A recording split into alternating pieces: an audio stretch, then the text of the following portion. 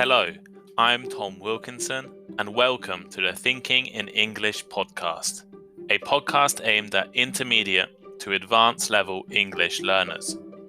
On today's episode, we will look at the recent announcement that the UK will ban all new fossil fuel powered vehicles by 2030. As part of the UK's Green Industrial Revolution, people will be encouraged to move to electric cars instead of petrol or diesel-powered ones. What else is part of the Green New Deal? And does it go far enough? We'll look at these questions and more in this episode of Thinking in English. Thinking in English is now on Instagram. I'm producing daily content focusing on improving your vocabulary, so make sure you check out the Thinking in English page. Thinking in English podcast on Instagram, or the link is in the description. Instagram is also probably the best way to contact me, so feel free to send a message. All transcripts of the podcasts are now available on the Thinking in English blog. Vocabulary lists, comprehension questions, and articles are all there for you to read. The link is also in the description, so please check it out. Now here is today's vocabulary list. As always, the written list is available in the description of the podcast and also on our blog, thinkinginenglish.blog. Fossil fuel. Fossil fuel. Fossil fuels are fuels such as gas, coal, and oil that were formed underground from plant and animal remains millions of years ago. For example, many governments around the world are trying to replace fossil fuels with renewable energy sources. Hybrid. Hybrid. Hybrid means something that is a mixture of two very different things. But in our example today, a hybrid vehicle is a vehicle with an engine that uses both petrol and another type of energy, usually electricity. Most car manufacturers now offer hybrids. Pole position. Pole position means the leading or best possible position. For example, the supermarket chain is aiming to gain pole position in chosen markets. Famine. Famine. Famine is a situation in which there is not enough food for a great number of people, causing illness and death. For instance, another crop failure could result in widespread famine. Drought. Drought. A drought is a long period where there is little or no rain. This year, a severe drought has ruined the crops. Emissions. Emissions. An amount of a substance that is produced and sent out into the air that is harmful to the environment, especially carbon dioxide. There are many health risks caused by vehicle emissions. Greenhouse gas. Greenhouse gas. One of several gases, especially carbon dioxide, that prevents heat from the Earth escaping into space, causing the greenhouse effect. For example, we need a global system for limiting greenhouse gas emissions. Subsidy. Subsidy. A subsidy is money given as part of the cost of something, to help or encourage it to happen. For example, the company received a substantial government subsidy. Offshore. Offshore. Away from or at a distance from the coast. The wind was blowing offshore. Pressing. Pressing. Urgent or needing to be dealt with immediately. the most pressing question is what we do next. And finally today, shadow. Shadow. Shadow is used in the title of important politicians in the main opposition party, so the party that is not in government. For example, the shadow foreign secretary or the shadow chancellor.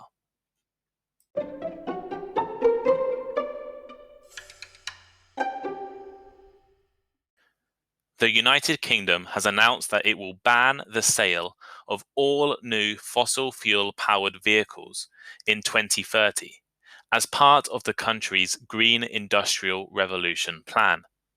The motivation behind the Green Industrial Revolution is to tackle the growing challenges posed by climate change and global warming, as well as supporting the UK's economic recovery from the ongoing pandemic by creating jobs in new industries. From 2030, all new petrol, or gasoline if you prefer American English, and diesel cars will no longer be able to be sold. Moreover, by 2035, most hybrid vehicles will also be banned. In doing so, the UK is in pole position to be one of the first major economies and the first G7 country to remove highly polluting vehicles from its roads. Originally planned to begin in 2040, the UK decision will likely increase the design and production of electric cars over the next few years. Only Norway has an earlier date to ban fossil fuel cars. They will do so 5 years earlier in 2025.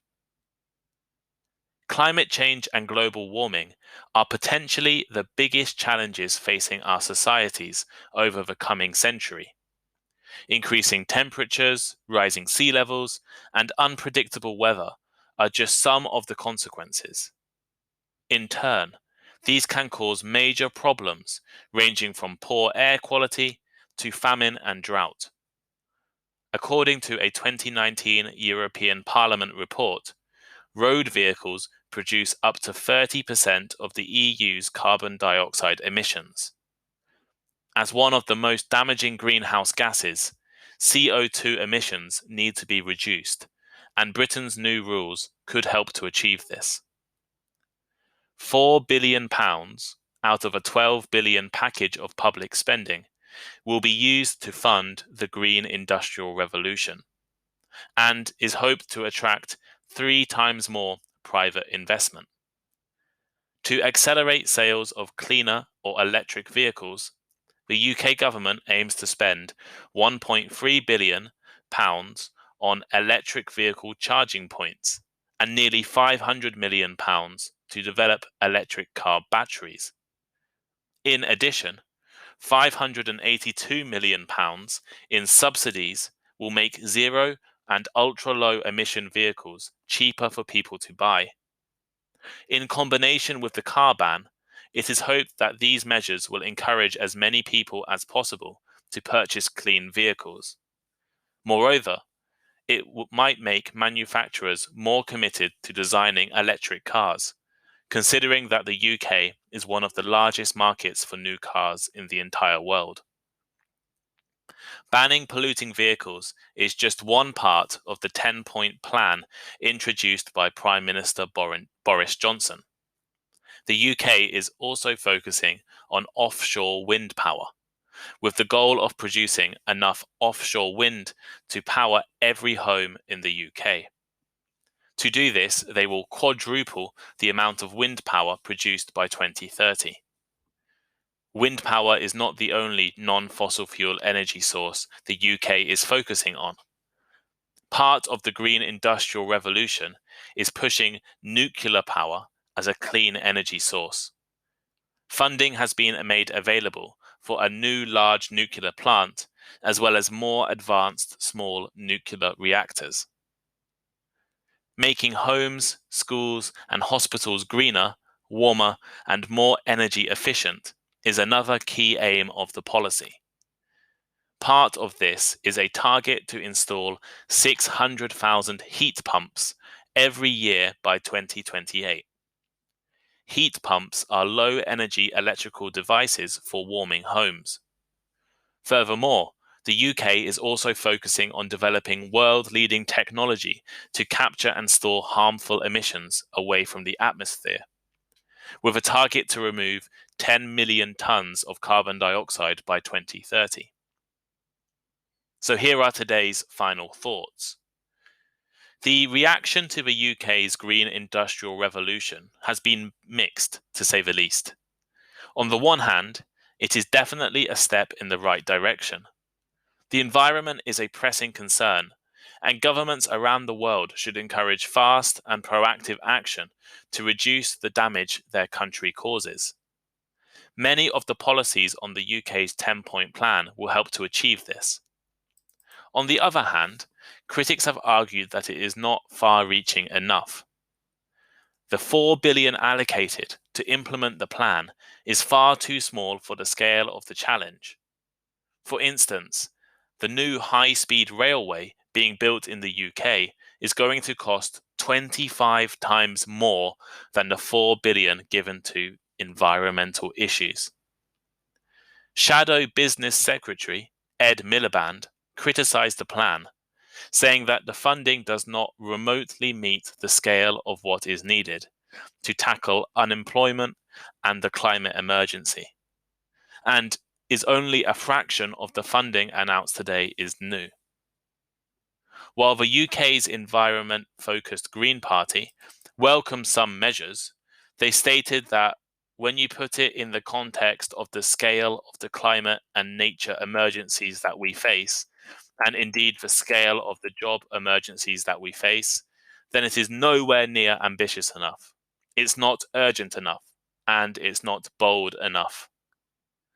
Overall, I think the UK is travelling in the right direction over the next few years, especially compared to similar-sized countries and economies.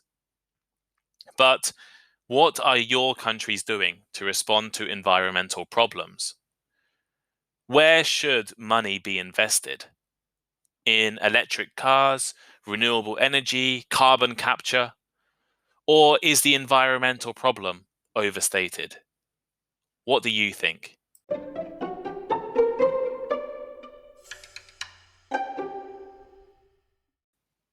Thank you for listening to today's episode of Thinking in English. Please share with your friends, check out our social media links in the description, and send us a message. We're now on Instagram, producing daily content focusing on improving your vocabularies, so please give us a follow. We appreciate all of your feedback and all of the lovely messages you've been sending us. If you have any ideas for topics, future podcast guests, or other learning formats, please let us know. And please leave us a rating. Also, check out our blog, thinkinginenglish.blog. Lots of good stuff on there. I'm sure you'll love it. And I'll see you next time. Goodbye.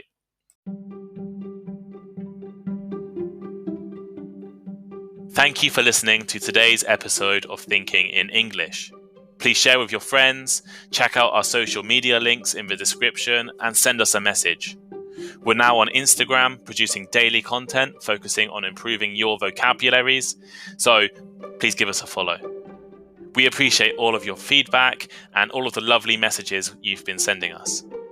If you have any ideas for topics, future podcast guests, or other learning formats, please let us know. And please leave us a rating.